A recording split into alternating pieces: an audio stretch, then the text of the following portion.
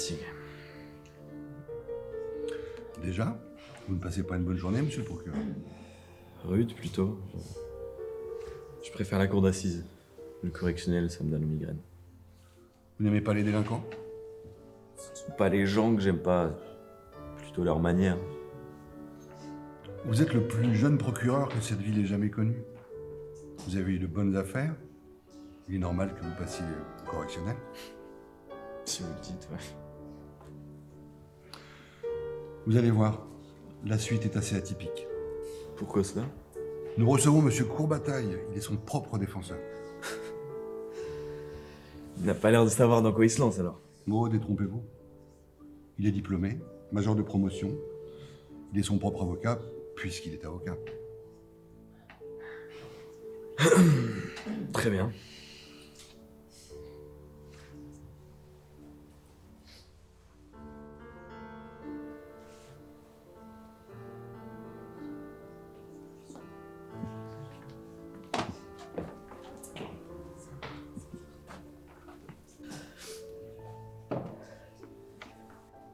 Bien, nous allons pouvoir commencer. J'espère que nous pourrons terminer cette affaire assez rapidement. Je vais demander à Monsieur Vincent, de bien vouloir se présenter devant la cour.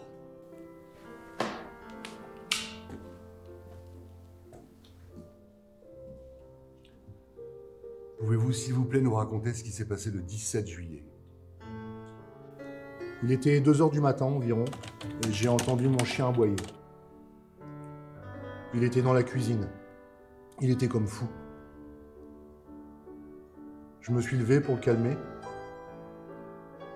J'habite au bout du cimetière, et il flairait sous la porte. C'est peu commun que les morts se réveillent. Prouvez-moi le contraire. Il y avait donc quelqu'un. J'ai pris ma lampe torche et je suis allé voir. Et j'ai vu cet homme déterrer la jeune femme qu'on avait mise en terre la veille. Il n'était pas méchant, il n'était pas coopératif. J'ai dû l'arrêter. Il s'est calmé et j'ai tout de suite appelé la police et ils l'ont emmené. Et c'est seulement par la suite que j'ai su que Lola Lefebvre avait été présente ce soir-là. Merci, monsieur Vincent, pour ce témoignage clair et précis. Vous pouvez reprendre place.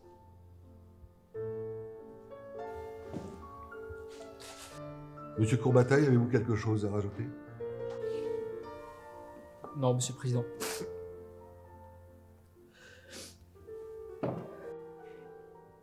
Fort bien. Est-ce que monsieur Arthur peut se lever et s'avancer devant la cour?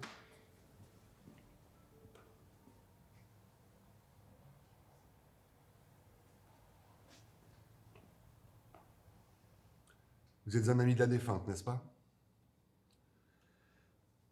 Lors de votre déposition, vous avez mentionné avoir des informations sur monsieur Courbataille. Nous vous écoutons. Merci, monsieur le président. En effet, Madeleine et moi avions une grande complicité.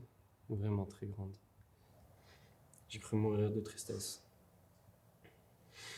Effectivement, j'ai déjà vu monsieur Courbataille. Madeleine et lui étaient des amis. Je le connais pas vraiment, mais je l'ai jamais aimé. Je l'ai jamais vraiment trouvé net.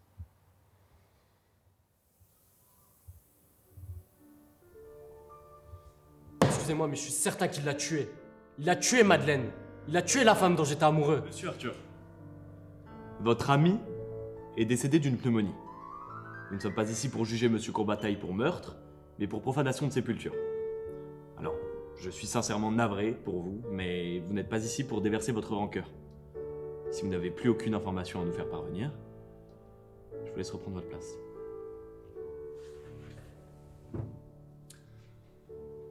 Merci, monsieur le procureur. J'invite mademoiselle Lola Lefebvre à se lever et à s'avancer devant la cour.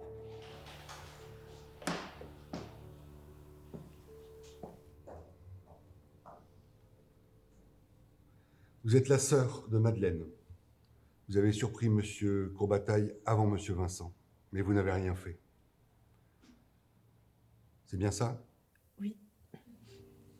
Nous vous écoutons. Je voudrais d'abord dire que j'étais très proche de Madeleine, qu'elle me racontait beaucoup. J'étais donc au courant de l'existence de Monsieur Courbataille. D'après ce qu'elle disait, ils étaient très amis, de très proches amis.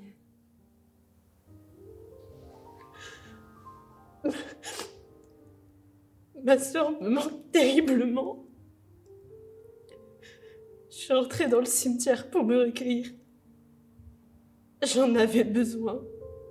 C'était vital. J'ai aperçu Monsieur Courbataille devant la tombe de Madeleine et j'ai cru qu'il avait eu la même idée que moi. Alors, je suis partie pour le laisser tranquille. Jamais j'aurais pu imaginer ce qu'il allait faire.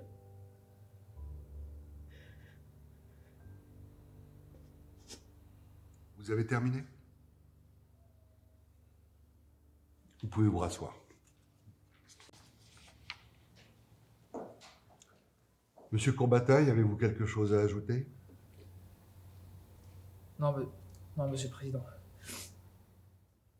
Eh bien, je vous invite à vous lever et à vous avancer.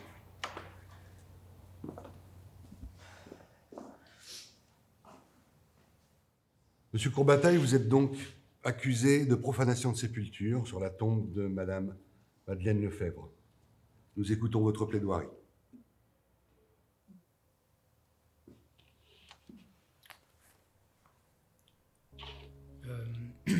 J'ai très peu de choses à dire.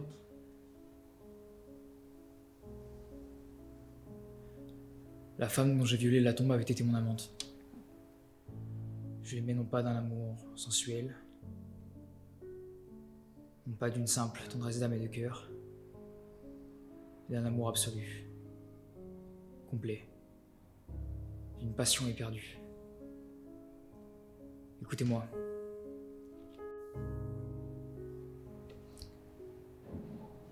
Quand je l'ai rencontrée pour la première fois, j'ai ressenti en la voyant une étrange sensation. Ce n'était pas de l'étonnement ni de l'admiration. Ce n'était pas non plus ce qu'on appelle le coup de foudre, mais un sentiment de bien-être délicieux. Comme si on m'avait plongé dans un bain tiède. Ses gestes me séduisaient, sa voix me ravissait. Toute sa personne me faisait un plaisir infini à regarder. Il me semblait aussi que je la connaissais depuis longtemps, que je l'avais déjà vue. Elle portait en elle quelque chose de moi, en son esprit quelque chose de mon esprit. Elle m'apparaissait comme une réponse à un appel jeté par mon âme. À cet appel vague et continu que nous poussons vers l'espérance durant tout le cours de notre vie. Quand je l'ai connue un peu plus, la seule pensée de la revoir m'a agité d'un trouble exquis et profond. Le contact de sa main dans ma main était pour moi un tel délice que je n'en avais pas imaginé de semblable auparavant. Son sourire me versait dans les yeux une allégresse folle, donnait envie de courir, de danser, de me rouler par terre. Elle est donc devenue mon amante.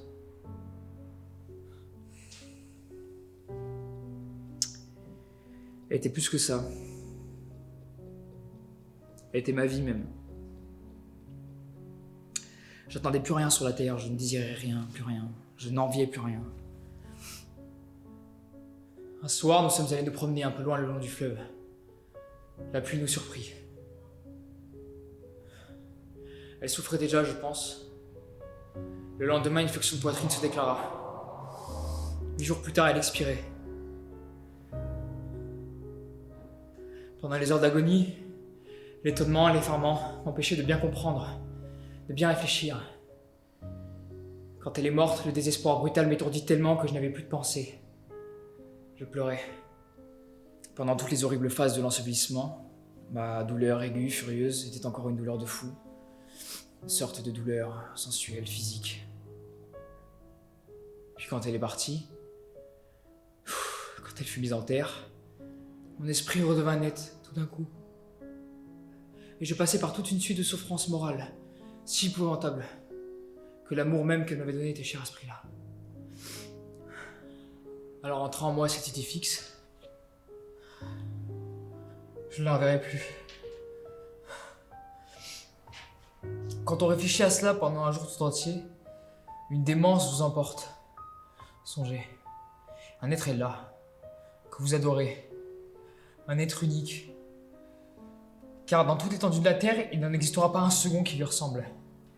Cet être s'est donné à vous. Il crée avec vous cette union mystérieuse qu'on nomme l'amour. Son œil vous semble plus vaste que l'espace, plus charmant que le monde. Son œil clair où sourit la tendresse. Cet être vous aime. Quand il vous parle, sa voix vous verse un flot de bonheur. Et tout d'un coup,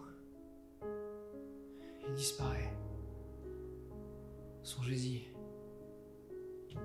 Il disparaît non seulement pas pour vous, mais pour toujours. Il est mort. Comprenez-vous ce mot? Jamais.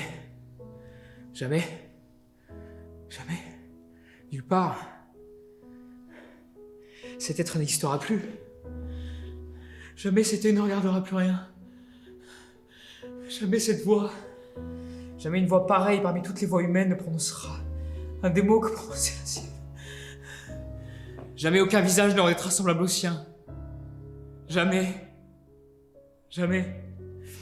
On garde les moules des statues, on conserve des empreintes qui refont des objets avec les mêmes contours et les mêmes couleurs. Mais ce corps, et ce visage, jamais ils ne reparaîtront sur la Terre.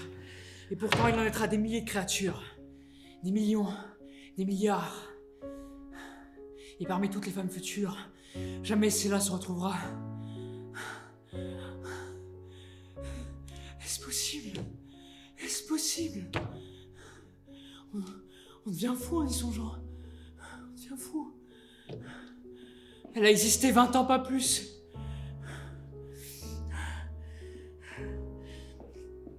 Elle a disparu pour toujours. Pour toujours.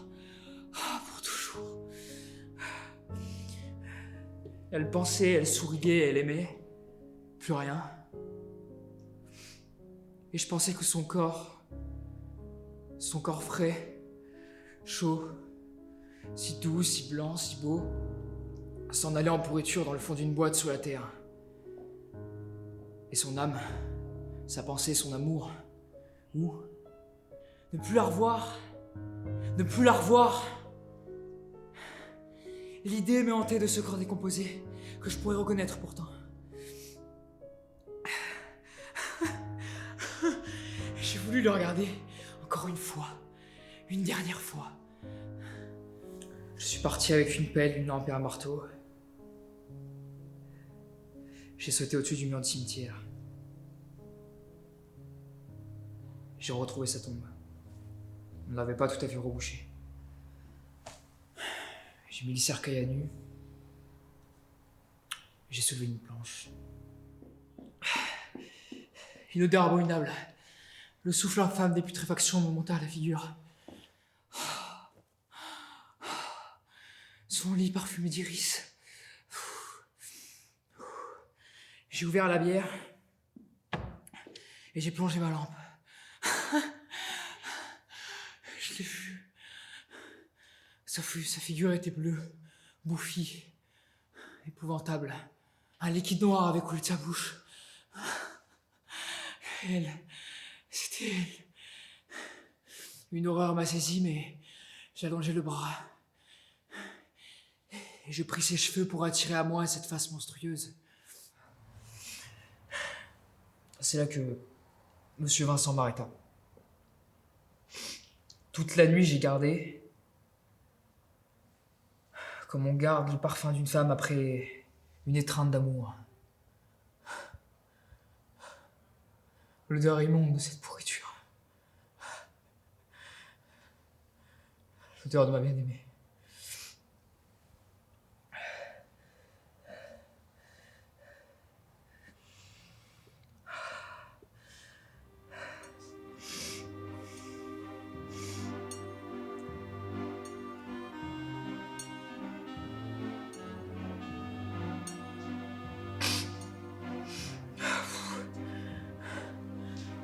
Faites de moi secours.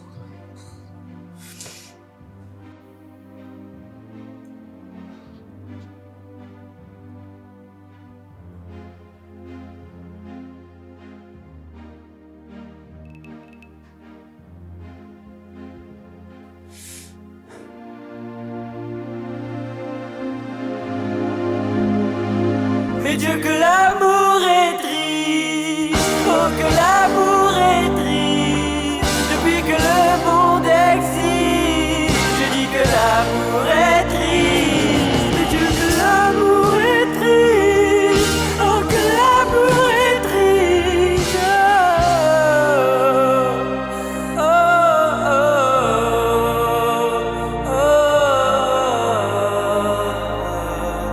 oh. Ne jamais miser en fermant les yeux, tous les jeux sont dangereux. Quand le rêve s'endort, il n'y a plus de conquistador.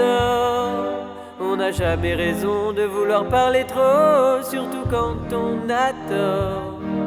Ne pas dire que l'amour est ce qu'il y a de plus fort, car la vie bouge encore. Quand un amour